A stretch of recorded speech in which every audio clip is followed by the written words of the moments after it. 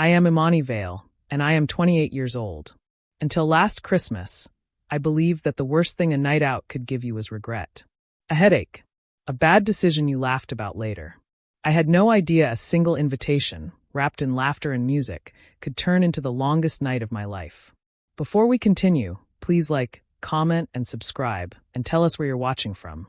Stories like this are reminders that danger doesn't always come wearing a stranger's face. It sometimes comes smiling, calling you friend.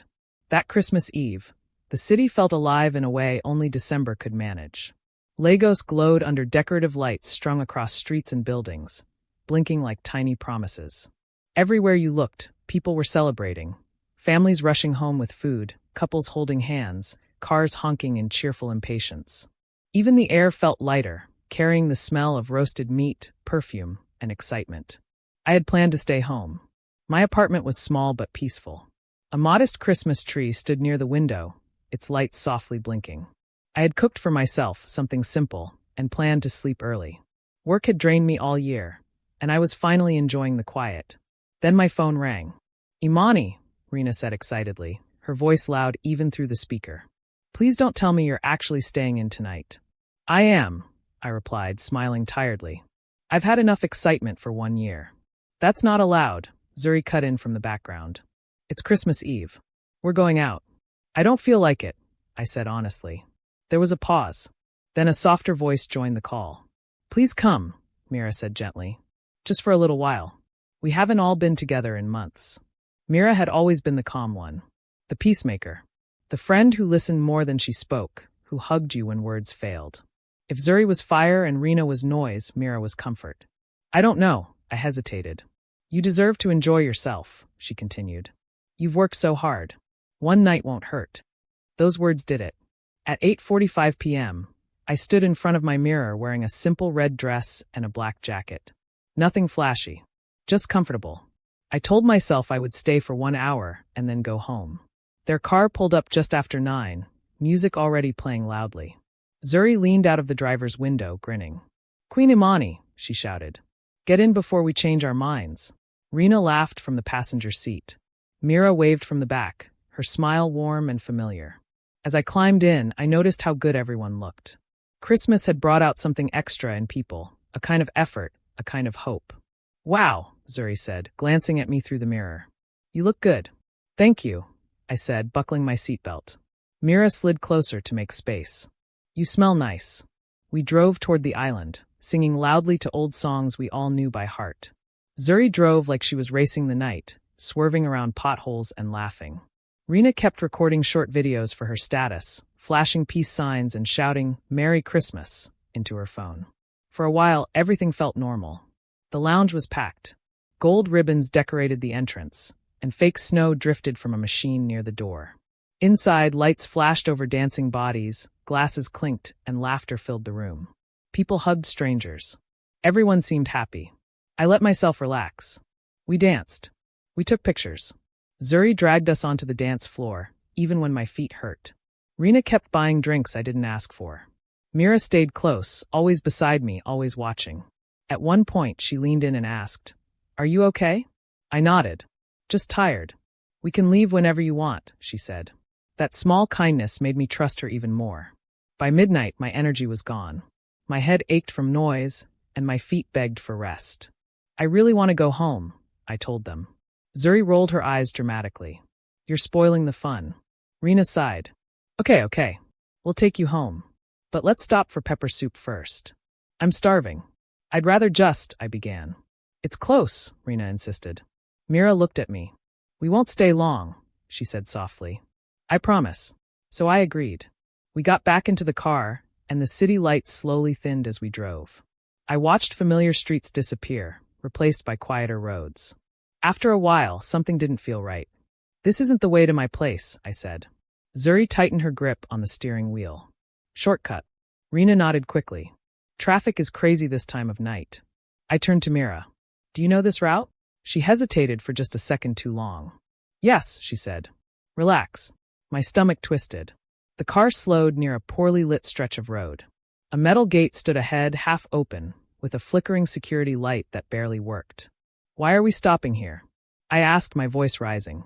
Zuri didn't answer. Rena glanced back at me, smiling too hard. Just 1 minute.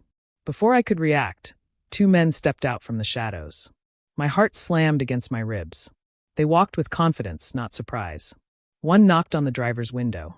"Is she inside?" he asked calmly. I froze. "She," I whispered. Zuri's hands shook as she rolled down the window. "Yes," she said quietly. My blood ran cold. The passenger door flew open. Another man yanked Rena out roughly, but her scream sounded forced, like bad acting.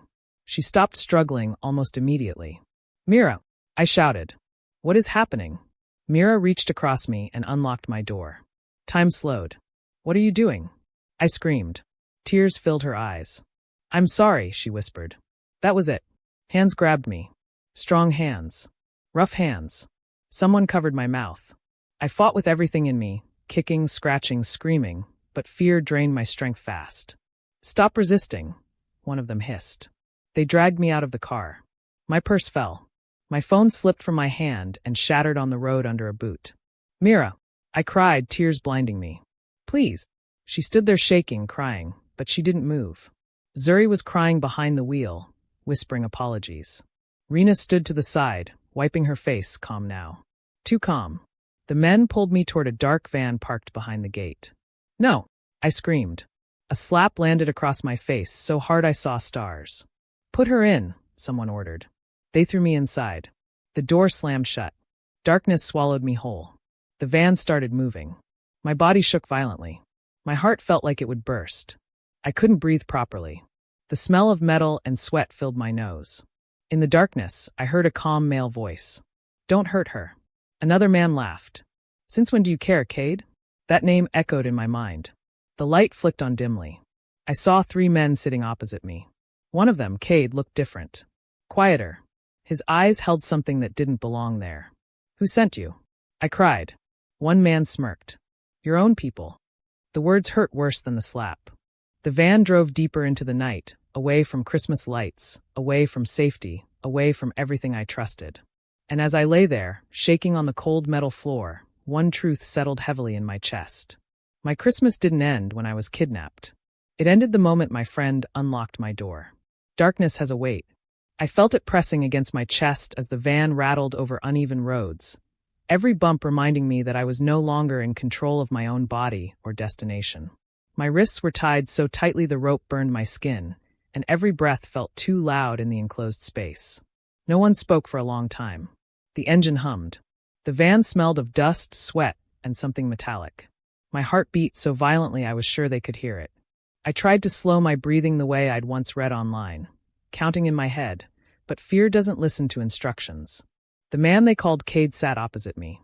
Even in the dim light, I could feel his eyes on me. Not hungry. Not mocking. Just heavy. Like he was carrying something he didn't want. The others talked casually, like this was an errand. "How much you think she's worth?" one asked. "Enough," another replied. "Her friend said she's a worker. Office type. They always have something." I swallowed hard.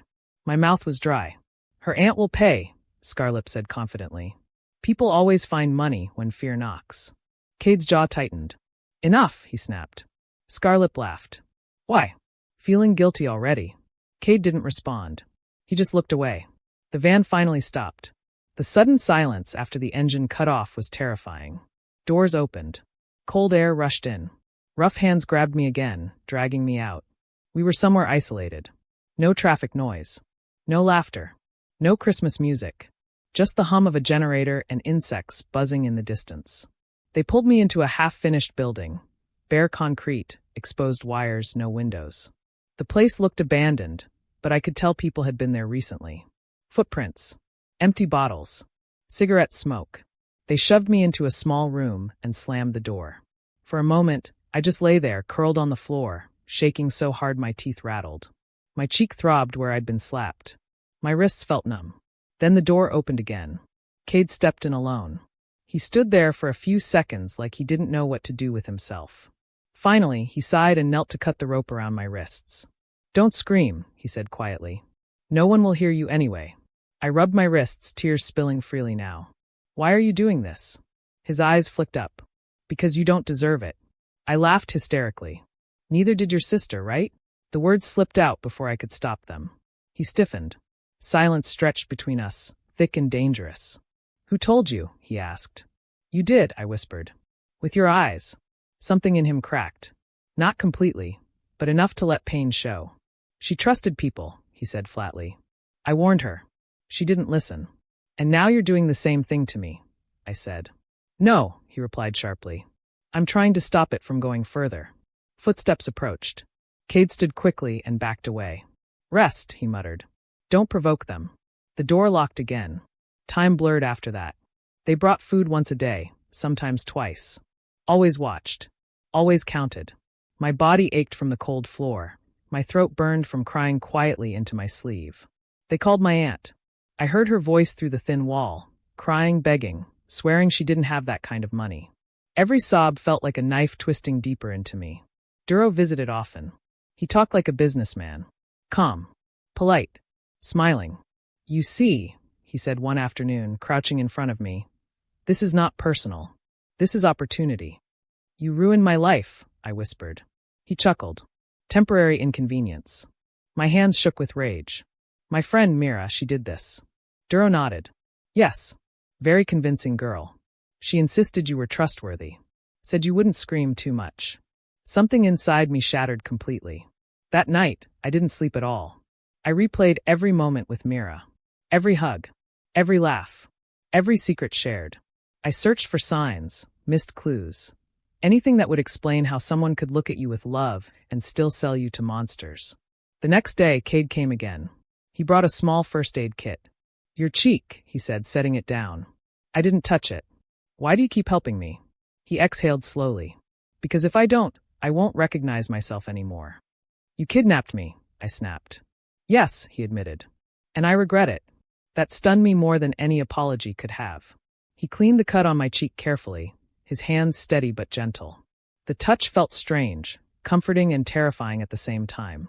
"Do you love her?" I asked quietly. He paused. "Who?" "Your sister." Pain crossed his face.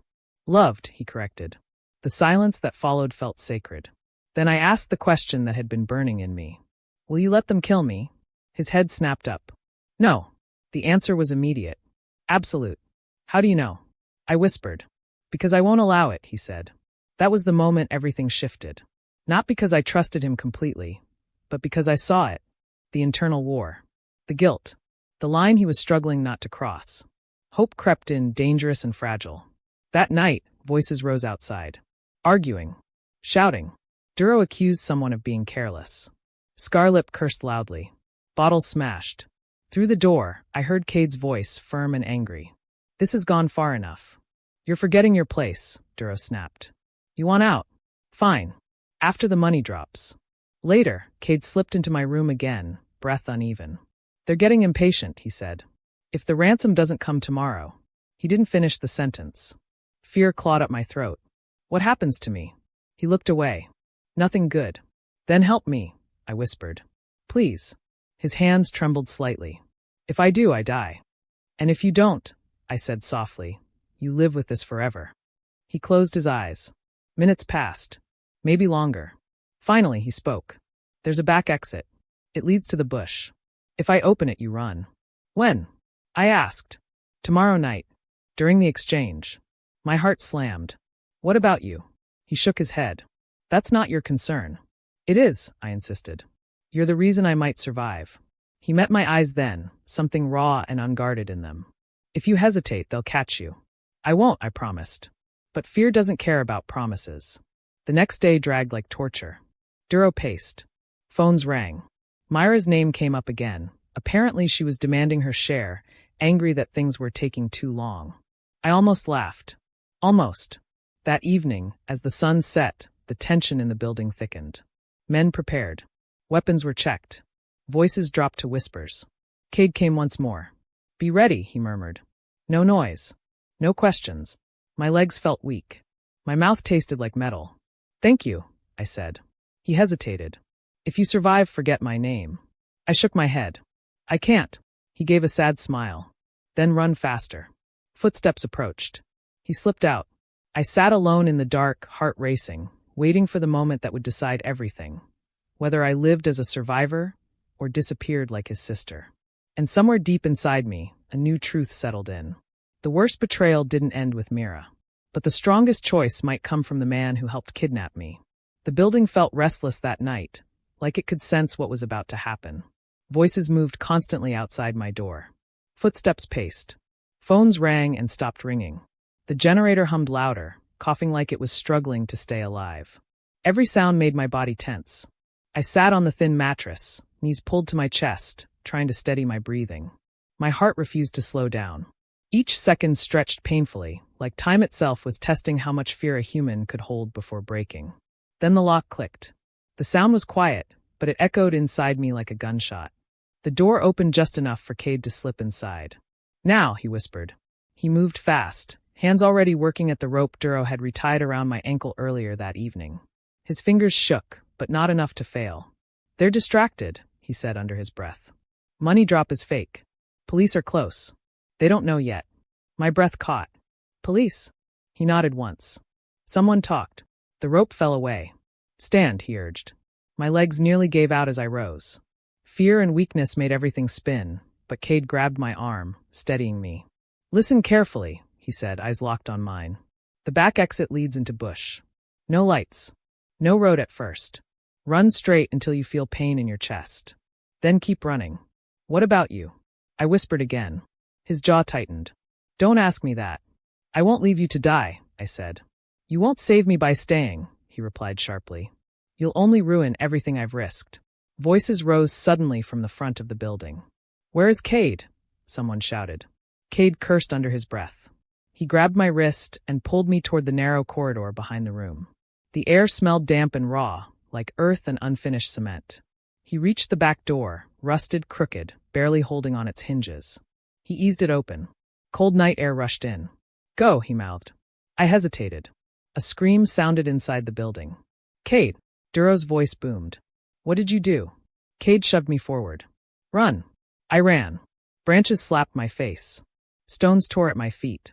My lungs burned instantly, but adrenaline carried me forward. Behind me, shouting exploded. "There! After her! Don't let her escape!" A gunshot cracked the air. I screamed and ran harder, tears blinding me. The darkness was thick, unforgiving. I tripped, scraped my hands, got back up. Pain meant nothing now. I ran until my chest felt like it would burst. Then headlights appeared through the trees. I staggered into the road, waving my arms wildly. The car screeched to a stop. A man jumped out, eyes wide with shock. "Madam, are you okay?" "I was kidnapped," I sobbed. "Please, help me." He didn't ask questions. He pulled me into the car, locked the doors, and drove like his life depended on it. Sirens met us minutes later. At the police station, everything came out in broken pieces. Names, faces, places. My voice shook, but I didn't stop talking. I refused to go silent again. Within hours, officers surrounded the abandoned building. I watched from a distance, wrapped in a blanket, my teeth chattering. Not from cold, but from everything finally crashing down. Men were dragged out. Duro first, still calm, still smiling, trying to talk his way out. Then Scarlip, resisting, swearing, getting slammed against the hood of a patrol car. Then others. And finally, Cade, hands raised, face blank, eyes searching. They cuffed him like the rest. Something broke inside me. "He helped me," I shouted, stepping forward. "He helped me escape." An officer held me back gently. "We'll sort it out." Cade looked at me once, just once, and gave the smallest nod, like he was telling me it was okay. At the station, the truth spilled fast. One of the younger kidnappers cracked first. Then Scarlip. Then Duro, when he realized his lawyer couldn't save him this time. And then the question I'd been waiting for. "Who set this up?" Duro smiled coldly. "Her friend, Mira Dane." My heart sank even though I already knew. Phone records confirmed it. Money trails. Meeting logs. Messages Mira thought she'd deleted. Police tracked her down that same night, waiting in an apartment, counting money that was never meant to reach her.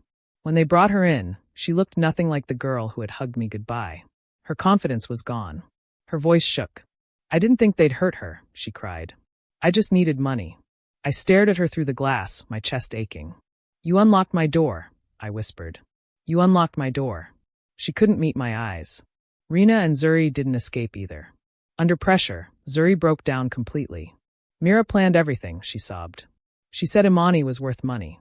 She said she trusted us too much. Rena confessed next, colder, quieter. We wanted our share. Betrayal doesn't need enemies. It feeds on familiarity. Days passed in a blur of statements, doctors, and sleepless nights.